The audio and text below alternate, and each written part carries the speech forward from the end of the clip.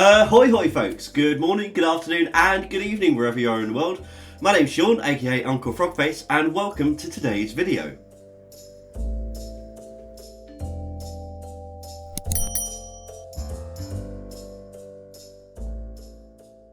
If you're new here, then welcome. If you're not new, then welcome back. Today's video has a little bit of a story to go with it. So, long-time viewers will know the lovely, well, I say lovely, the entity known as Terran, who contacted me months ago and said, you know what, I'm thinking about doing a Yuletide holiday challenge to create some creatures.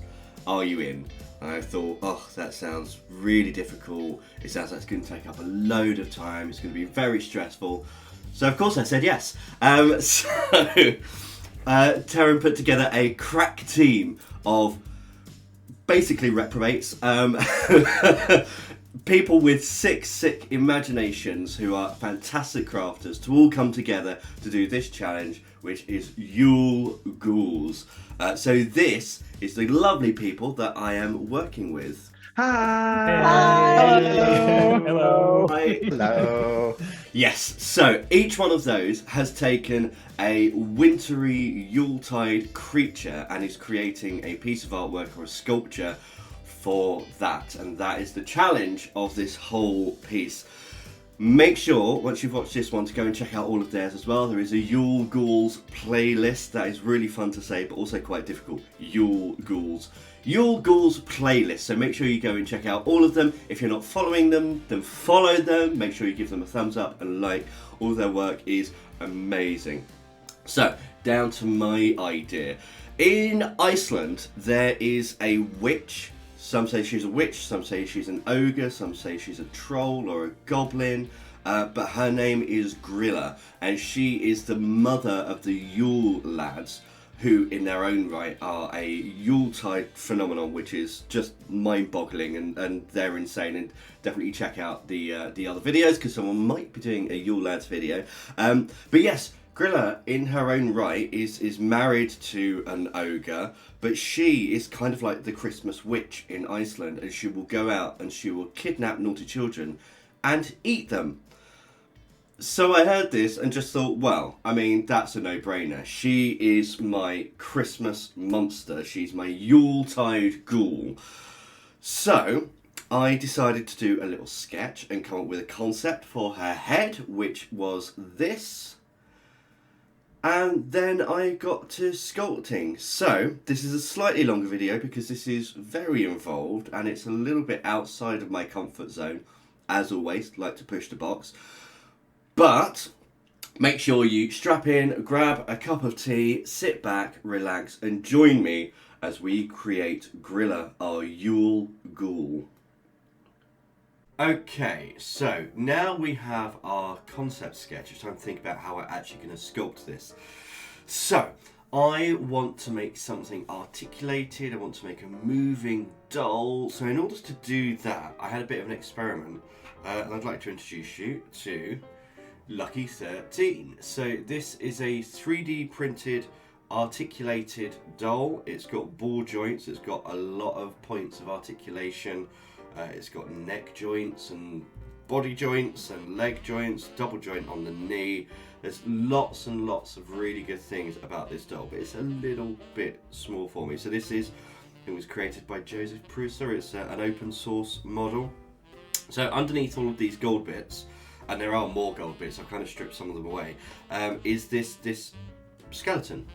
And that is basically what I'm going to be using. So I am going to, well, first thing I've done is I've gone and printed out a load more bits. Here we are. And these are slightly larger. So this is at 100%. I printed all of these at 125%. So increasing the size a little bit. You see I've got hands here, but I'm not actually going to be using these as they are. But the idea is I'm going to sculpt a head. I'm going to sculpt hands. And I'm going to sculpt feet. The rest of the model I'm going to do some soft sculpting, so I'm going to be covering it in some polyfill and some batting and whatever I have and yarn, so that we can still get a nice flex underneath all of that, but we've got more substance to the body. And I'm going to be costuming over the top. So we're going to have hard sculpted parts, we're going to have soft sculpted parts, and then we're going to have a bit of costume and propage as well. So I'm going to lay him down just there. He's actually really fun. Even if you just want to play with a little toy, I really do recommend this. It's a really fun. Just search for Lucky 13 3D print online and you will find it. It is so articulated. It's really fun to play with. But I think I need to get all of this snapped together so we can see side-by-side comparison on the sizes. So I'm going to do that right now. Okay, right. So you can see that actually 25% difference is quite a big difference when it comes to 3D prints. This is actually quite a bit bigger, which is great. Bearing in mind as well, this hasn't got the height of the head, which you can take it up to about here. So that is a good sized figure. I'm actually really happy with this. You might notice I haven't actually attached the hands yet. And there's a couple of reasons for this. So, I want to sculpt much nicer hands. So I'm not sure how let's zoom in. There we go.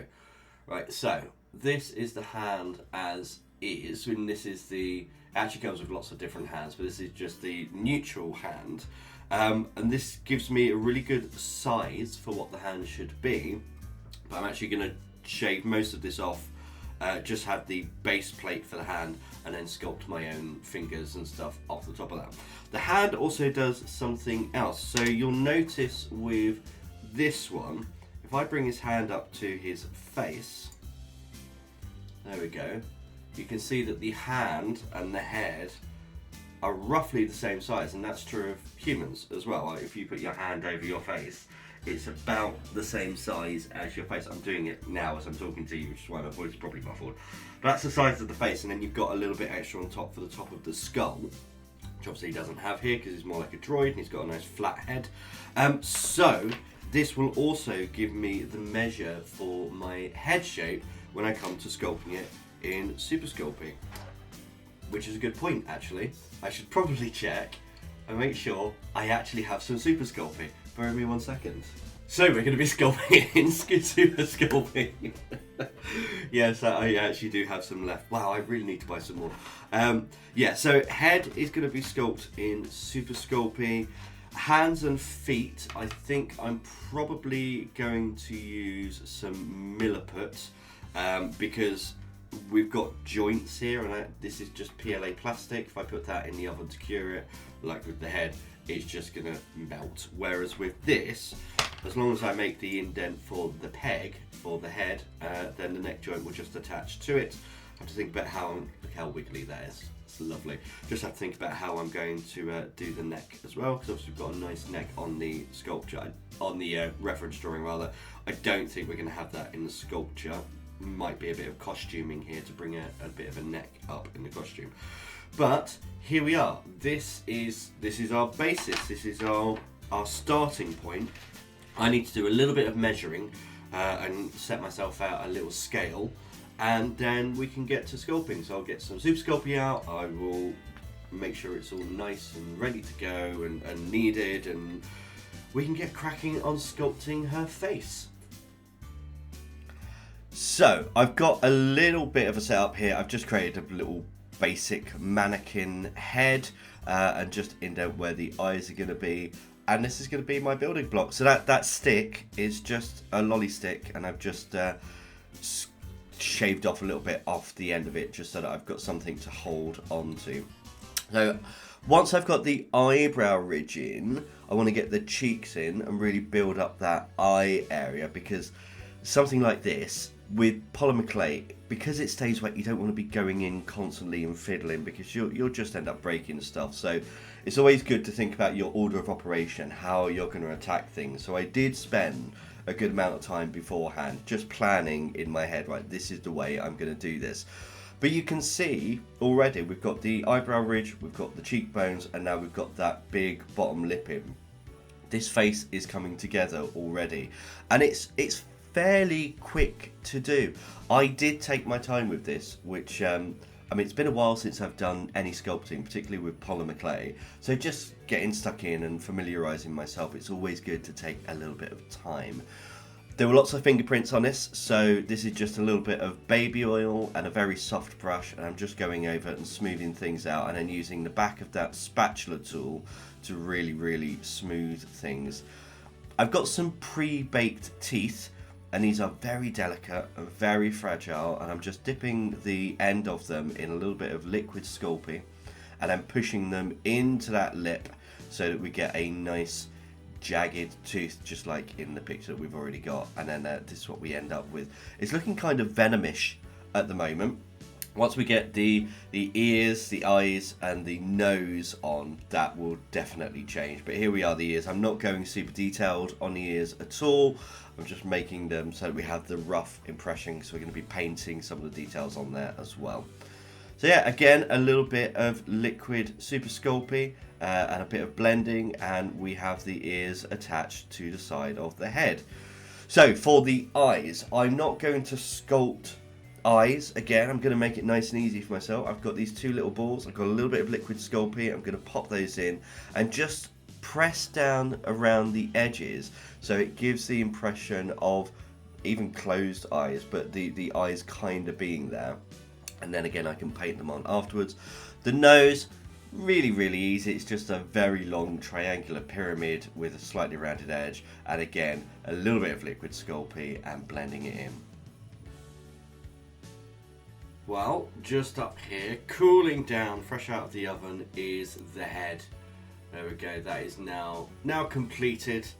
You can see we've got a lovely pointy nose, all those sharp teeth and those big ears, which I'll probably do some more detailing later with the coolio. But yes, whilst that is cooling down, let's get on to the rest of the body. We have the hands and of course the feet to do. So you might see these are slightly different from what they were before. I've cut all the fingers and the thumb off, so I've just got this main pad bit here, and that's what I'm going to be sculpting on top of. Similarly with the feet, so these are small anyway, so they need to be much bigger. So this is, I've just cut it back because you need something rounded for the heel, so I cut that back just with a pair of plastic clippers. And yeah, I'm going to be sculpting out the feet and the hands using some milliputs. It's a 2-part epoxy putty. It takes 3 or 4 hours to dry at normal temperature. So that means that it is very cold. I should have plenty of time to be able to sculpt these hands and feet. I'm just wondering whether I connect these now and sculpt them in situ.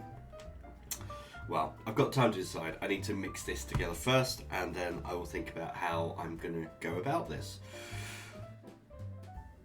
So I said it's been a while since I sculpted with Super Sculpey. It's been even longer since I sculpted with Milliput. I've used it for projects, but I haven't really done any sculpting with it.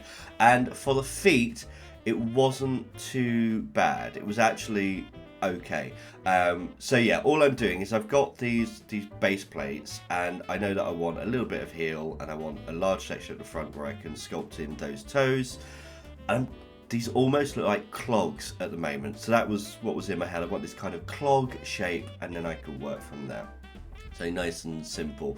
I did decide to sculpt these off of the model, so not connected, and then connect them afterwards. I just thought it would be easier that way. It'd be easier to dry as well. I wouldn't have to kind of put her in any position. I could just have them drying at the side nicely and then attach them afterwards. So once we've got both of the clog shapes, I'm coming in just with this ball stylus, and you can see I'm just pressing in this shape, and that gives the shape of the toe, but also that kind of little bit where the toes connect as well. And just by pushing around the milliput with some ball styluses and a few other sculpting tools, it's just softening those edges and those transitions, and we get a much nicer foot shape. You can see here I'm only doing 4 toes. I'm going to mirror that on the hands as well, and we will have, well, not 4 toes, we'll have 4 fingers, so 3 fingers and the thumbs.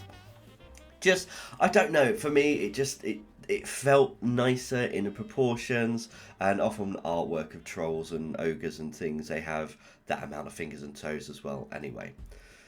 hands, I decided not to go with Milliput because it was an absolute disaster. So instead I've got this bit of Super Sculpey, and with power of editing, we have some hands. So I've also added some liquid Sculpey for some veins on these hands, and now I just need to get the Coolio customizer. Everything's baked and dried. Carve out the recesses for everything and start gluing it together. I'm just using some 5-minute epoxy to get this all connected. Okay, right. She is now completely dry. So Gryla's hands and feet and head are all fully attached and still nice and posable, but still looking a little bit like a skeleton. So, and like a techno skeleton as well. So order of operation now. We need to pad out the body, and we're going to be doing that with some of this, this is just fibre fill that you would use for cushions and soft toys. And the idea of this is that I'm just going to be taking bits like this, wrapping it around the limbs, and then wrapping those limbs with some thread, just to give them a little bit more body. It won't look as fluffy as that, I promise. Once that is done, we will then be painting hands, feet, face, and gluing on some hair. Then after that, the transition between the hands and the skeleton and the feet and the neck, we're going to be wrapping with this. So this is just some scrap fabric that I've had, and I've just cut some long strips of it. So these are going to be like bandages or like wraps to keep her warm.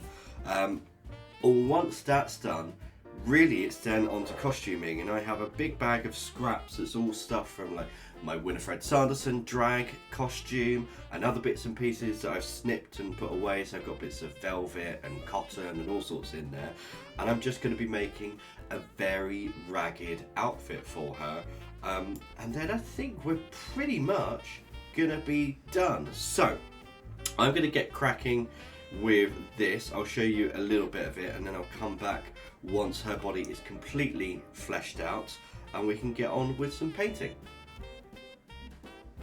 Now I'm using fiberfill here, which is much fluffier than wool batting or cotton batting or quilt batting, which is what's used inside of quilts. But this worked out nicely, and now she's all wrapped up. You can kind of see she looks more fleshed out. So with the painting here, I'm going for a green colour scheme, as you could see in the initial sketch. So I just want to get this nice base layer of green in. Now thinking about colours, particularly with skin tones that are not kind of fleshy tones, think about the extremities, so the ends of the nose, the chin, eyebrows, tips of the ears, knuckles. All of these areas are areas where you have variation in skin tone. So that's what I'm doing here. I'm adding a little bit of light green, and I'll come back later and vary that even more. So in my original sketch, she has purple hair, and I'm going to keep with that colour scheme. So I'm using yarn for hair. I love a bit of yarn hair. It's super simple to do. It can look really matted and ugly, or it can look really elegant. So I'm separating the plies of this 3-ply wool, 3-ply yarn, and just using a bit of CA glue to secure this into place. So back to the painting. Now we've got purple hair. I want to use some more purple, some kind of dulled lavender, to go over those extremity parts and bring up, so almost like she's got purple blood, and that's the blood coming to the surface. And obviously being in a cold area, you're going to get more of that blushing as well. I'm wrapping the hands and the feet and kind of the bottom of the ankles and the wrists just in a little bit of cotton, so these cotton strips, and this aids the transition from sculpt to soft sculpt, so hard to soft sculpt. I've got a few final little details to paint before costuming, and just getting that lip and a couple of other bits in. Of course, we've got to get those teeth, and we should probably get on to making her outfit.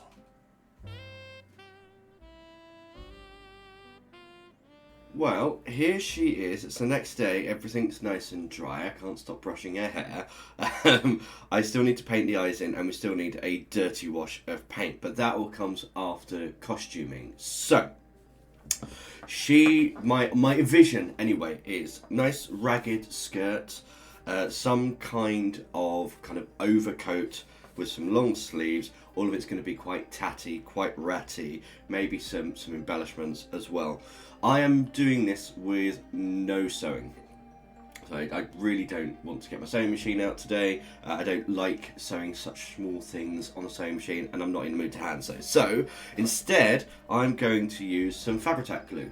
Brilliant, brilliant, brilliant glue. It's fast acting, it bonds really quick, it does most things. I probably should have used this on the hair as well. So fabrics for this. So if you have seen my Winifred Sanderson cosplay when I did drag a couple of years ago, just over a year ago, yeah.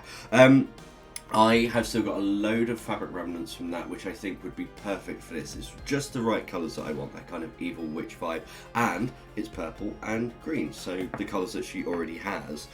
I have over here, so this is an offcut from a sleeve, which has different types of green material in it. So we've got some sheer, we've got some not sheer. I have some green velvet, I have black velvet, I have black cotton, I have some purple lacy material, and I actually have this which wasn't for Winifred Sanderson, but I will be making book again at some point as a functional book, and this is some faux leather, so it's actually furniture upholstery fabric that's treated to make it look like leather. It's incredibly tough, really, really strong, and also have some kind of ribbons and stuff as well. So, kind of going through this, I'm going to start with the skirt, and I think I'm going to use a piece of this, attach a lot of rags to it, and have that as a tie-round skirt. Then I think I'm going to create sleeves as a separate piece, and then we'll do something to cover the rest of the body. Whew, I think it's time for another time lapse. Yes, indeed, another time lapse. So, this green fabric is actually from the underdress that I used for Winifred Sanderson, so the kirtle, and it's actually lots of different types of green fabric in that, which was very nice. And I'm just cutting out some larger strips, so this is going to be the main body of the skirt, and they're a little bit long, but that's fine. I'm going to trim it all back afterwards. So I've got the green, I've also got some black velvet, I've got some different green, kind of like an organza material, and I've got that purple lacy material as well. And this is how I'm going to put it together. I'm literally just going to layer it up and glue it to the ribbon, which is what I've done there. This is all nice and dry now. Fabri-Tac dries very quickly. So I've cut it to length, and now I'm just going in with these scissors and making it as ratty and as kind of dishevelled and holy and ragged as possible. And here it is, tied to her. That's it. Nice and simple. Really, really quick one. Sleeves a little bit more involved. So I've cut out this kind of almost like a Zelda rupee symbol, and with a little bit of a scoop out for the neck. And I'm just wrapping it around the arms and gluing it into place, and leaving obviously the sleeves nice and open at the end. And then because this is attached at the back, it's almost like a little bolero. And I'm just going to cut the ends of the sleeves and make them nice and ragged as well, and then wrap the body in green. And then this is most of her outfit done. Now this is where we're doing some actual dressmaking, a little bit of tailoring. So I've got this nice black cotton. I think this is an offcut from a pair of trousers. And this is the shape that I'm using. So we've got the body shape there in the middle, and we've got the end pieces, which are the front and back of the jacket. This is the neck hole opening, and that is the front of the coat. I've got some little tabs there to glue as well, and then a slit at the back. Here we are all cut out. I've also cut out a little dart at the back as well. And I said I'm not sewing, so here we are just with a little bit of Fabri-Tac glue, fold it over, secure that into place and let it dry, and then we have a lovely dart. So we lay her on top, put that over, and glue the tabs at the side. And that's it. That's pretty much the jacket done. The only other embellishment I'm going to use here is I'm going to take some of that furniture fabric and just create a little belt for her. It secures everything in place. Also creates some nice lapels on front of the jacket.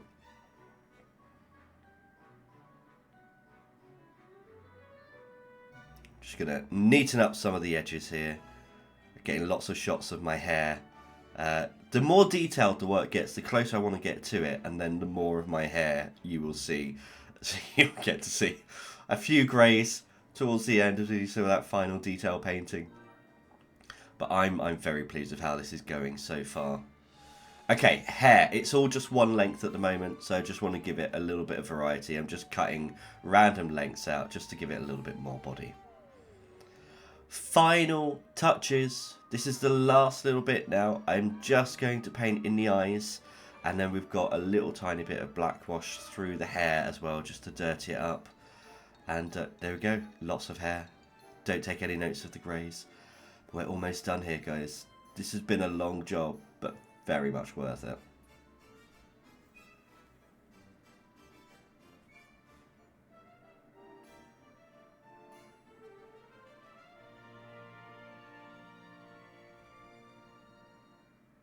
Well, now, that was an experience and a half, but here she is. Here is Gryla, the Christmas ogre troll witch person. She is actually terrifying, but I love that I can move her around and pose her however I want. Andrew's already scared of her. But yeah, I don't even think she's going to be a Christmas or winter decoration. She is permanently going to live in my office. I think she's going to go up here. And in terms of art dolls, oh my goodness, it's addictive. I want to make another 50 of these in different versions. I kind of really like this Jedi coat. I really want to make a Jedi doll as well. Now, getting ahead of myself. Anyway, I'll leave a few pictures of Gryla right at the very end for you to go and look at. But for now, from myself, Andrew, Tinkerbell and Buddy, and everyone who took part in the Yule Ghouls challenge, as always, I really hope you've enjoyed today's video. Merry Christmas, and until next time. Thank you. Bye. Bye. Goodbye.